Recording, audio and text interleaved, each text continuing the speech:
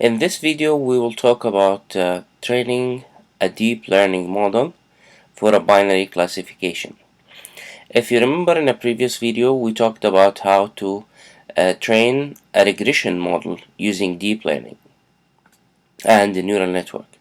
So in this video we'll talk about how to train a supervised learning but as a binary classification, or in a binary classification fashion, where you will have the class as either 0 or 1. So in this code, or so, we will go over the Python code using Tensorflow and Keras for a specific data set and train a model and evaluate it. So here is the structure of our tutorial. So it's a binary classification model with Keras, deep learning, and TensorFlow. So we'll construct a single and multi-layer neural network model.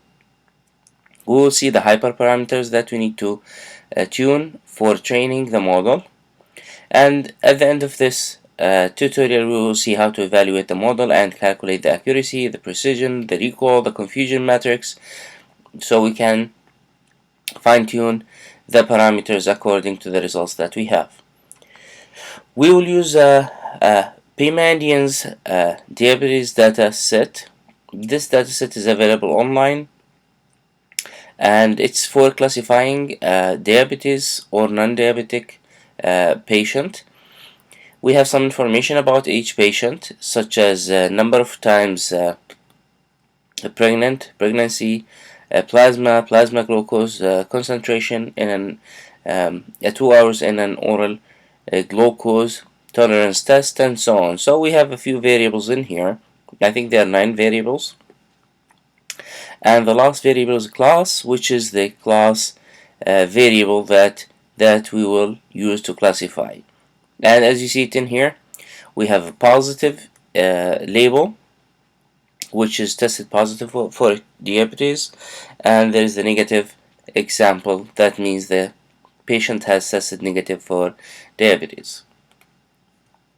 So let's get started by installing installing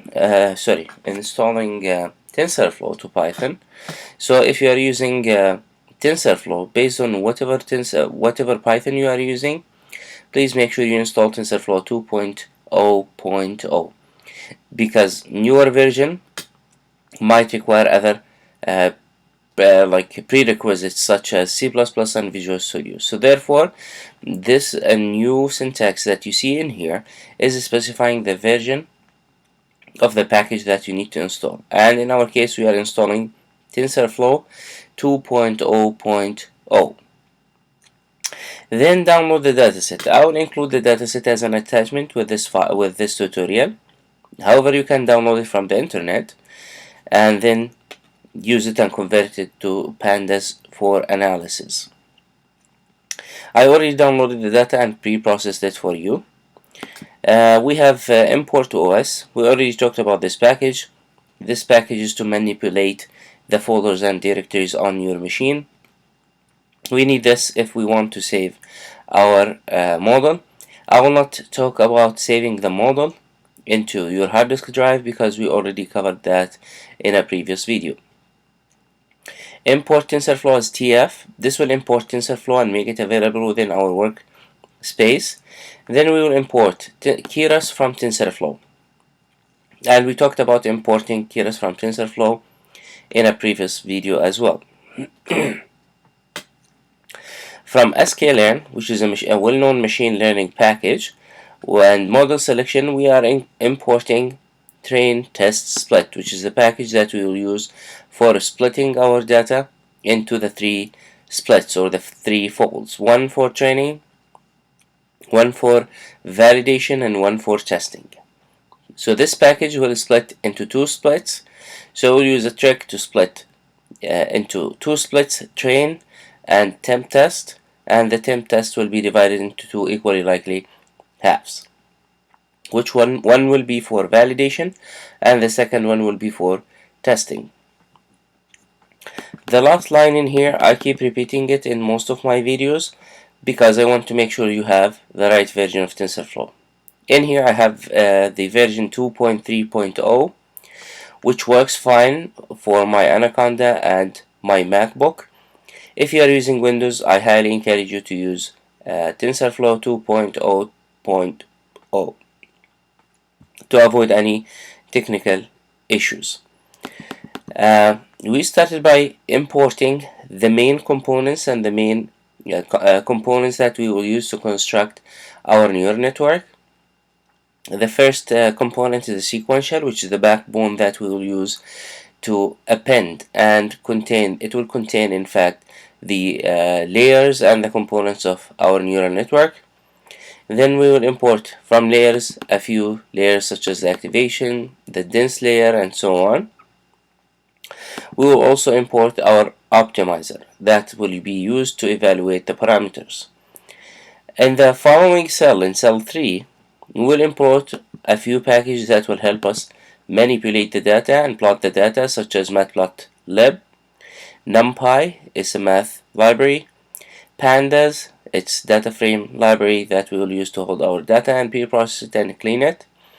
Seaborn is a library for plotting our data. Then we will use tensorflow.random.setSeed, and this is a seed for random value generators within our application. And we'll use this seed to make sure that every time we rerun the code, the random generators will generate the same numbers, and therefore this will help us replicate the experiment with similar results. It will not be exactly the same results if we run the model again because of multiple reasons and multiple random values that have been generated at certain places, such as initializing the weights of our neural network layers. However, this seed will give us like more of consistent results if we run it, as long as we are using the same seed. Debugging, I set debugging log device placement as false, so we do not see a lot of text. If you are debugging your code and you would like to see more information or intermediate information for the operations that are going on in Python, feel free to set this to true. We also have a line of code in here just to enable GPU support. Out of this, this is out of this class code talking about GPU and how to train on a GPU. In cell 5, we are reading our dataset, so the dataset is already available on my machine. And let me just show you how it looks like. This is the dataset. It's in a CSV format. As you see it in here, we have it in the form of columns, and the last column is the class. And the class is 0 ones. The age is a decimal, an integer value. And the PD, it's a real value. Mass is another integer value. Test is a value that you can see it in here. It has 800, 100, 200, and so on. Scan, press. So the data is not normalized, and we have some values are very large and some others are smaller. So therefore, it's a good idea to start by normalizing the dataset and scale it to be in the same or within the same range. So we printed the dataset just to see how many data points we have in total. So we have 768 examples, and we have 9 columns. One of them is the class, so therefore we have 8 features, and 1 column will be the label. So the dimensions or the size of our dataset or the shape is 768 examples with 9 different columns, 8 features, and 1 is the class label. I like to display the information about our dataset or a data frame early, so we can see the data type of each column. And if the data type is not something that I can use or do or apply calculations on, so I need to pre-process it and engineer it. For instance, if I have it as a string, I may have to drop it or try to treat it as a categorical table and find a good encoding for that variable. Luckily, in this dataset, we have all of the information in here are numbers, none null. Some of them are integer 64 and some others are float. so which is good, so we do not need to convert any of our variables. If you need to convert any of the variables, feel free to go back to one of our previous videos where we talked about how to convert or cast from one data type to another using pandas. Cleaning the dataset. As usual, I like to check if I have not available dataset, missing data points, or anything that's set to null. So I use the dataset dot na or dot is na to find that available dataset in columns using axis 0. Then I try to do it for rows. It doesn't make sense to do it for rows, but I want to show axis equals 1. And what's the meaning of axis equals 1? Which means apply the math or the calculation that we have in here on the rows one by one. Then I checked for null values, and it looks like we do not have any null values in our columns, which is perfect. Then we checked for null values within rows. That looks like we do not have any null values. In case we have any null values, I would like to drop them or impute them by replacing the null values with the average for each column. In this scenario, we are just dropping any missing value. Since we do not have any missing values, so that the results will remain the same. Data slicing. I talked about data slicing in the past, which means you are hand-picking part of your data frame. So in this example, we are picking the first 20 or the last 20, in fact the last 20 rows from our data frame by using colon and the number of columns that you would like to select. Let's sample our dataset. So I like initially to start by randomly shuffling the database or the dataset, sorry, and use sample with fraction equal 1, and this will make sure the dataset will be shuffled and randomly distributed or randomly organized. After we shuffle the data, we would like to split the data into certain portions. As I said, I like to go with the portions of 60% for training, 20% for testing, and 20% for validation. Since our train test split takes two, or it can split up to two different variables or two different splits, so that, and we want three, so we'll do one split which is 60 and 40%, 60% and 40%. Then we will take the 40% and divide it into two halves for validation and testing. So therefore, in the highlighted line in here in cell 16, we used train test split, and we provided that with the old data set, which is a data set that includes, or the data frame, pandas data frame that includes our data, and the test size. The test size will be 40%, and therefore the training part will be 60%. This will return the train dataset in the train dataset, and temp test dataset is a temporary variable that we will split later on for test and cross validation. We print the size, and it looks like we have 460 samples for training so far, and for testing cross validation they are 308. We know that we have 9 columns including the class label. Now we'll take the second part, which is the temp test, and split it into two halves. One half will be for the test portion or the test split, and the other half will be for the validation. So we apply test train, and this will be applied on the temp test dataset, and the test size will be 50%. Now I have half of these 308 will be for the testing, and the other half will be for validation, and the half will be 154. Now each data set is 154 for test and 154 for cross validation, and 460 data points for training. Now we would like to display the information, just a summary of what we have and the data type of my data frames. And we took a sample, which is the test data set, and it looks like it's a pandas data frame, just to make sure that we are on the right page. Then after that, I like to extract some correlation or some information that reflects the relationship between each two variables within my dataset, so I can study them. and spot any problems or anything that's inconsistent or something that's weird that may change the performance of my model, something that needs more attention. So we use train dataset to describe the variables, and then we remove the class, and we use pair plot from SNS to plot the training dataset using KDE. You can use reg, which is a regression, and this will provide you with the uh, relationship between every pair of the variables. Uh, let's see more some statistics and see what's the results of the description of our training dataset.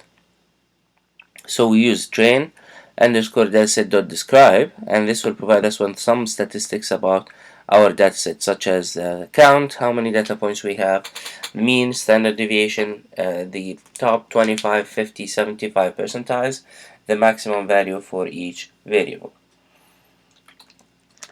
As you see, excuse me, the maximum value for pregnancy, for instance, is 17. For plasma is 199, 110 for breast, press, and skin is 99, for test is 640, and so on. So you can see they are in different ranges.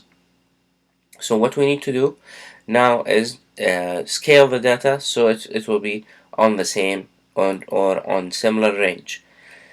Class is the class variable that will be 1 for positive examples and 0 for negative examples. And we need to remove the classes first, then normalize or scale the data, and prepare the data for training, testing, validation, and testing. So we started by popping the class, so this will remove the class from the train dataset data frame. Similarly for the test data frame and the validation dataset. So we moved the label from the dataset and we saved it in a separate variable so we can use it later on, or we saved it in a separate data frame that's called train labels or test labels, valid labels, and so on. Let's start with the data rescaling. So I declared a function in here. It's the same function I declared before, which will take like a pandas data frame and then use the train mean and train standard deviation to normalize the data, to scale the data.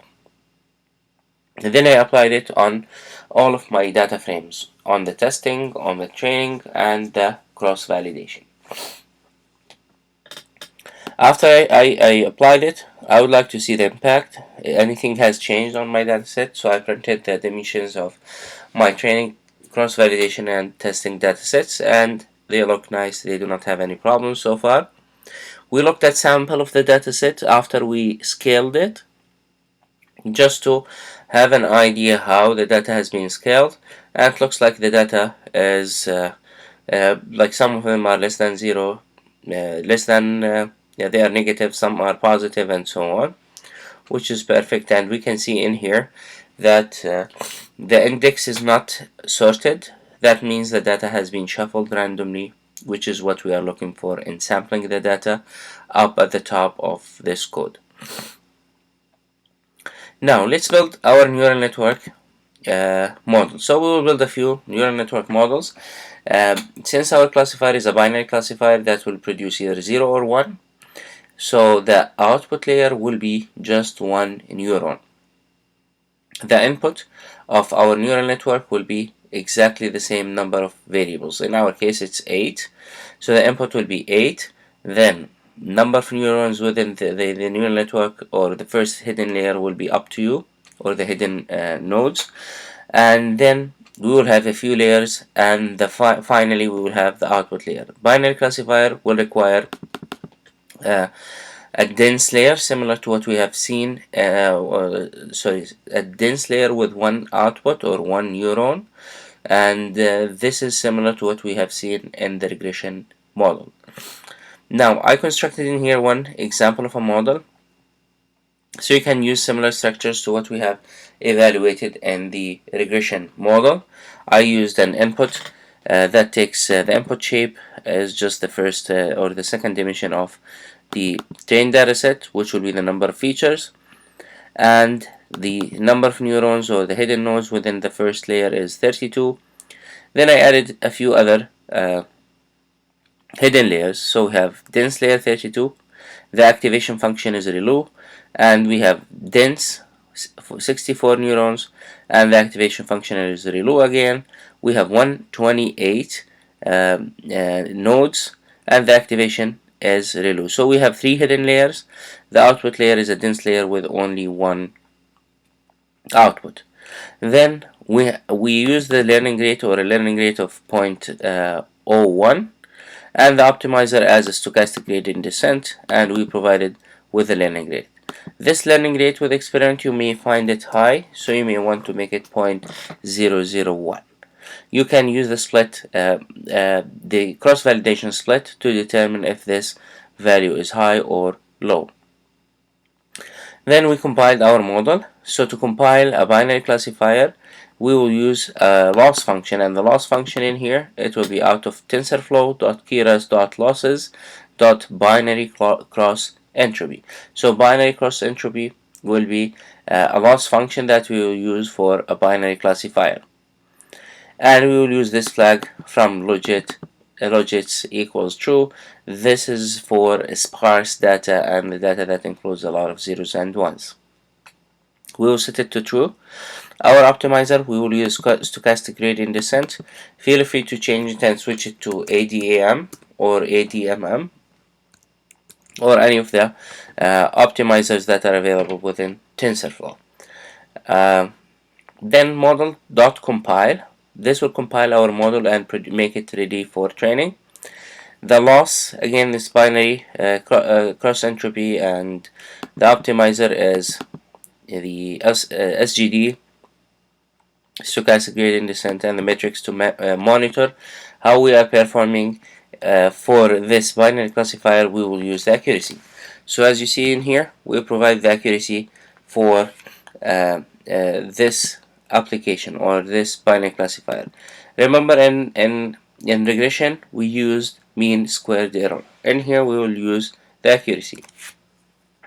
Now this will retain our model, so we just need to keep one of them, and then the model will be saved in an object, and we can use model.summary to just display a summary about this model and what are the contents and number of variables and so on. Let's see another model. The second model, or the following model, it has sequential, which is the backbone for creating and constructing a neural network model, and we have only one layer, which is the input layer. It has the same size of the features that we have, which is 8, and then it has 32 neurons, and it has only one layer, which is this dense layer of 1. So this is a very simple neural network model, just having input layer and output layer. It doesn't have any hidden layers, which is totally fine, and this will be learning as if it's a very simple logistic regression.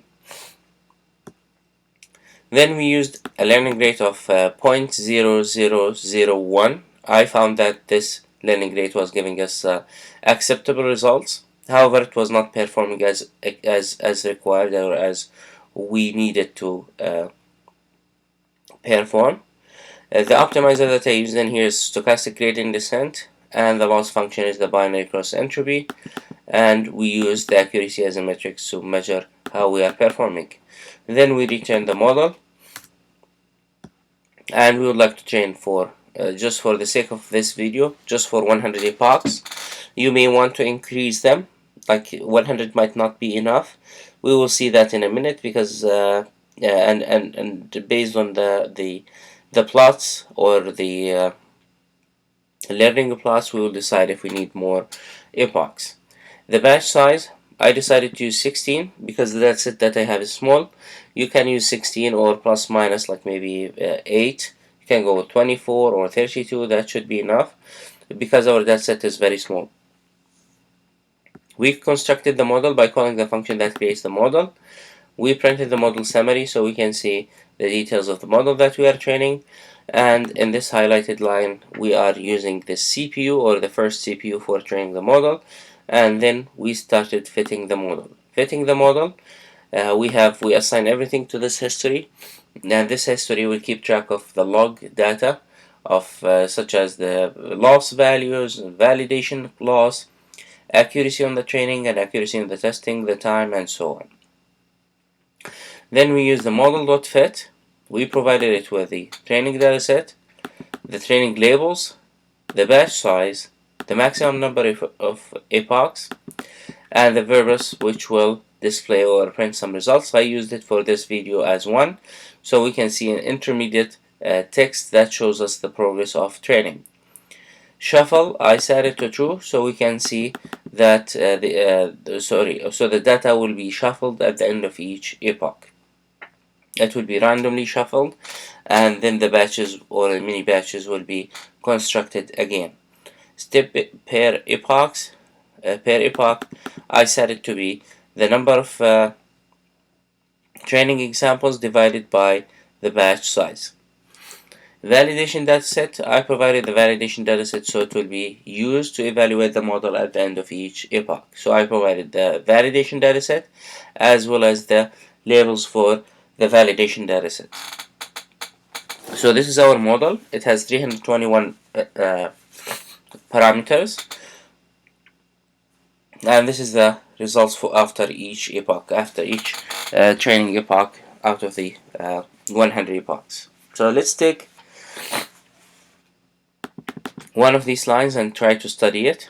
So in here we are in epoch 28 out of 28. It has a few steps or a few iterations within each epoch.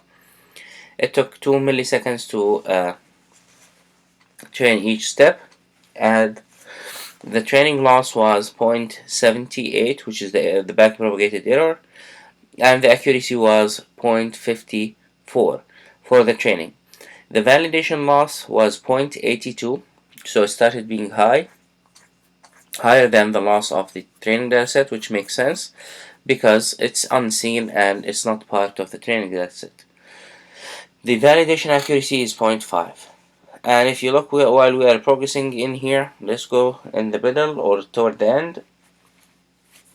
You see the loss function has been we started at 70 something, 79 maybe, 78, and in the training now it's 71, and the validation loss is 0.75. The validation loss started to be 80 something.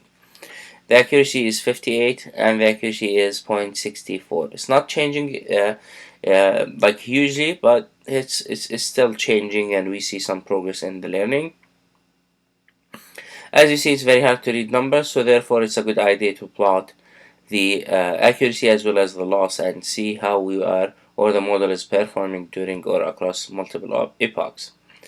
We saved our data or our historical data and the log data for the training of this model, and we saved it in pandas, and we tried to display part of this pandas, and we see in here the loss, the accuracy, validation loss, and validation accuracy for each epoch. Now let's try to plot it and see what's the compare the accuracy versus the training accuracy versus the cross validation accuracy across epochs. So it looks like the accuracy reached around 70% in the training and around 60 something, 60%, 62% maybe for the cross validation split. This is not a decent, it's acceptable performance, but it's not the best, so I think we can perform much better than this by playing with the hyperparameters. I will leave it for you to play with them and see from this plot what you need to change to enhance the accuracy. So this is the accuracy and this is the loss function. This is the error or the objective function results. The objective function results are healthy. They are decreasing, and it looks like they are still decreasing, which means the model is learning, and we may want to increase the number of epochs so we can to see where it will stop because it's still learning. And both the cross validation and training, both of them are still dropping down, which means the model is still learning. Now let's calculate the accuracy for the last at the end of the last epoch, the model that was produced at the end of the last epoch. So we used it, and then we try to use evaluate, so model.evaluate, and we provided the normalized training dataset as well as the labels, and this provides us the accuracy of the last model on the training dataset is 69. The accuracy of the last model on the validation dataset is 61. So it's like 7%, 8% different than the accuracy of the training dataset. On the testing dataset, it was within a similar range. It was better than the validation split. So we see these differences between the validation and the test dataset because the dataset that we use is fairly small. We need to increase it and make it in terms of maybe 5,000 or 3,000 to provide us with better accuracy and more stable results. Now let's plot the confusion matrix and see like what's the true positives and true negatives and other types of results, and then we can plot the precision and recall. So we used confusion matrix. It's an object that was called or imported from sklearn.metrics, and we used the model to predict the labels for the test dataset, and then we kept anything above 0.5. This is our threshold for our binary classifier. And remember that the output of the neural network, or the output of a neural network, is a probability value. So therefore, and the probability will be between 0 and 1. So we set our threshold to be 0.5. Anything below 0.5 will be classified as 0. Anything above that will be classified as 1. So we kept the values above 0.5, and feel free to play with this if you would like to plot the precision recall curve or precision recall line. The confusion matrix will be called using the predicted labels. So these are predicted results and the actual labels, and this will calculate the positives and the negatives, the trues and the falses for our model using the given threshold. This line will plot it and display it in the form of a heat map. Based on the values, it will show a color, and at the end in here we try to label them. So these are the true values, these are the positive examples, and these are the negative examples. This is a confusion matrix, and the columns in here are the predicted labels. So these are true and false. This is positive and negative. So this is the true positives 96, which is fairly good compared to the rest of the values. I will leave calculating the precision and recall for you, and like using these precision and recall, you should be able to decide what variables you need to modify within your model to enhance the overall accuracy. Thank you.